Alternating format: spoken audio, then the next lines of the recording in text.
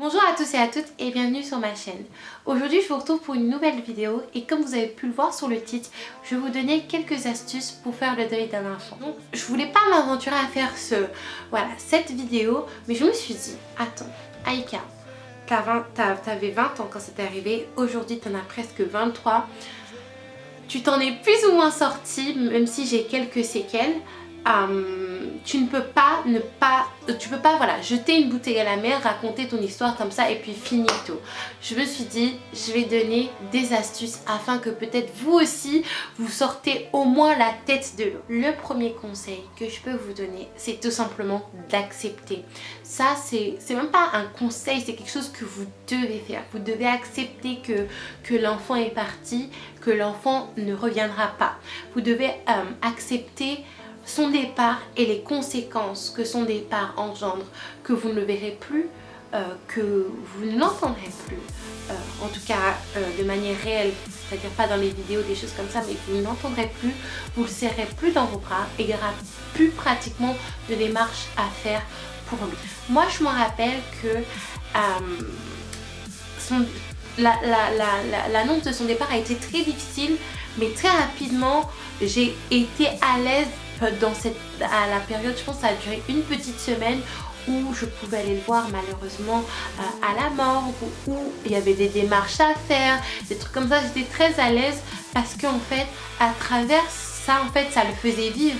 Je me disais, ah, je vais aller voir mon fils, ah, je vais aller voir des médecins pour voilà, savoir ce qui s'est passé, pour le faire vivre en quelque sorte. Mais il était parti et il fallait que je l'accepte.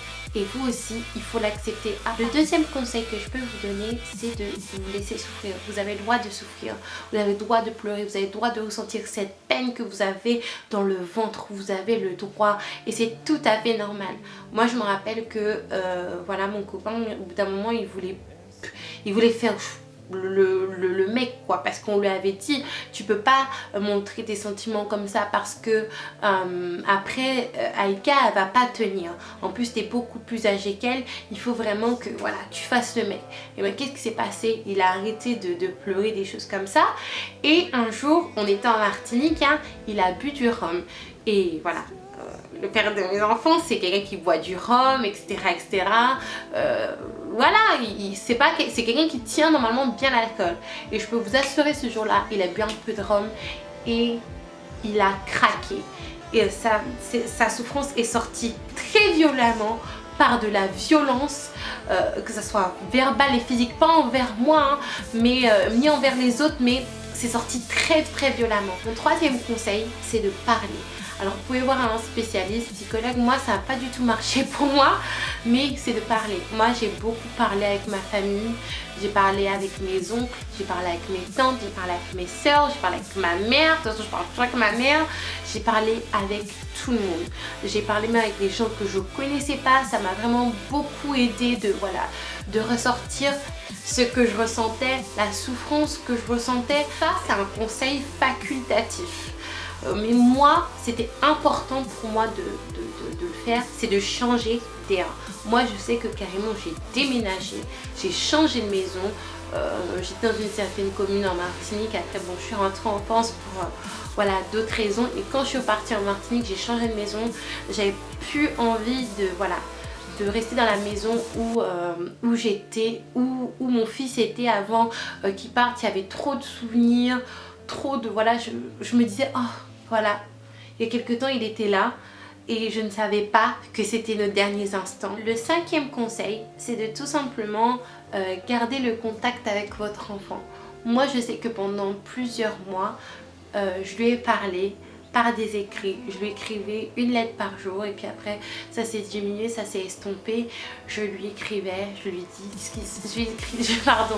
disais ce qui se passait dans ma vie, je lui ai dit quand je suis tombée enceinte, je lui ai dit quand j'ai accouché, des choses comme ça, parce que on est des êtres humains, on n'est pas des créatures surhumaines, surtout émotionnellement parlant, l'humain est très très très imparfait. Donc on ne peut pas demander à un humain de couper un contact, une relation avec une personne du jour au lendemain comme ça. Donc si je peux vous conseiller quelque chose, c'est essayer de garder sans tomber dans l'animisme pardon, ou la sorcellerie, des choses comme ça. Loin de là mon attention. Pour ce conseil, je vais essayer de bien m'exprimer. N'allez pas dans des forums dans le but, voilà, d'écouter les histoires des autres, des choses comme ça. Non, allez dans des forums pour voilà, échanger des conseils, comment faire le deuil éventuellement. Le conseil que je pourrais vous donner, c'est de ne pas faire d'enfant tout de suite. Moi, je dois vous dire la vérité, je suis tombée enceinte de mon fils 1 mois et demi après le décès du premier. C'était pas vraiment volontaire. En plus, les médecins m'ont dit que je ne pouvais pas à cette époque-là pour des raisons physiologiques, l'allaitement et tout. Mais bon, c'est arrivé. Si je devais le refaire, je le referais. Mais je vous dis, c'est pas la chose à faire. Moi, je sais que ma grossesse a été extrêmement difficile moralement pour moi-même, pour mon copain et pour nous deux en tant que couple. Ça a été très compliqué parce qu'on doit gérer une grossesse, éventuellement un enfant à venir, plus le deuil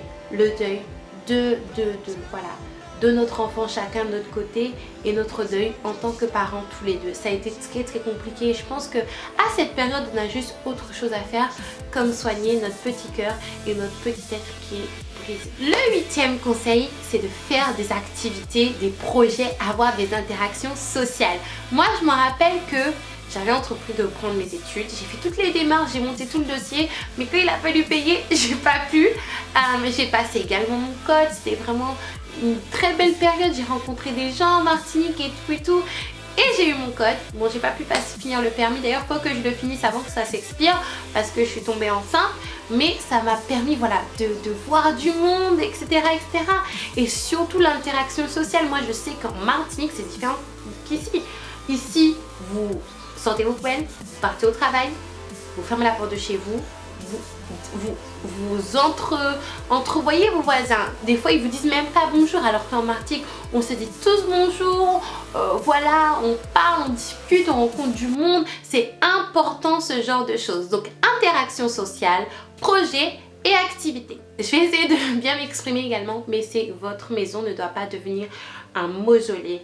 Je sais pas comment le dire gentiment, mais moi je sais qu'il y avait très peu d'affaires à mon fils. Quand je suis rentrée chez ma mère, elle avait carrément tout enlevé pour pas me faire mal au cœur. Il faut enlever la grande majorité des affaires, des souvenirs, des choses comme ça. Les mettre de côté.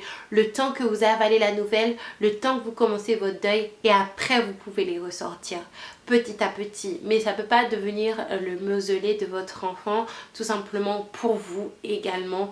Pour les autres enfants, c'est important. Et le dernier conseil, je ne pouvais pas terminer cette vidéo en ne le disant pas, c'est Dieu. Moi je sais que Dieu m'a énormément aidée. J'ai vu la face de Dieu lors de cet événement. Sans lui, je pense pas que j'aurais été même capable de vous parler aujourd'hui. La spiritualité, c'est quelque chose de très important. Au-delà voilà, de la relation avec Dieu, des choses comme ça. Ça vous permet de vous retrouver vous-même. Moi, Aïka, toi, Jean-Paul, Jean-Luc, Sophia, Sophie, je sais pas, ça vous permet de vous retrouver vous-même sans interférence avec la télé, avec vos amis, avec votre famille. Ça vous permet, voilà, de trouver une paix intérieure, de trouver la réponse à vos questions. Parce que moi, je ne vais pas vous mentir, la personne à qui je posais mes questions, c'était ma maman. Je lui ai demandé pourquoi c'était passé, elle n'a pas été capable de me répondre. J'ai demandé à Dieu, il m'a répondu. Et je pense que des fois, cet événement, c'était un événement pour que je me rapproche de lui. Je ne saurais même pas vous expliquer comment, mais en tout cas, je pense que vous voyez le résultat. Je souris, je suis là, je vous parle et voilà. J'espère que cette vidéo vous aura plu, mais surtout vous aura aidé ou va aider quelqu'un que vous connaissez. Tout est possible dans la vie, il suffit juste d'avoir de la volonté. Et moi, je vous dis à la prochaine pour une prochaine vidéo. Letting go, times we might feel compelled, looking down from the heights that we have built all by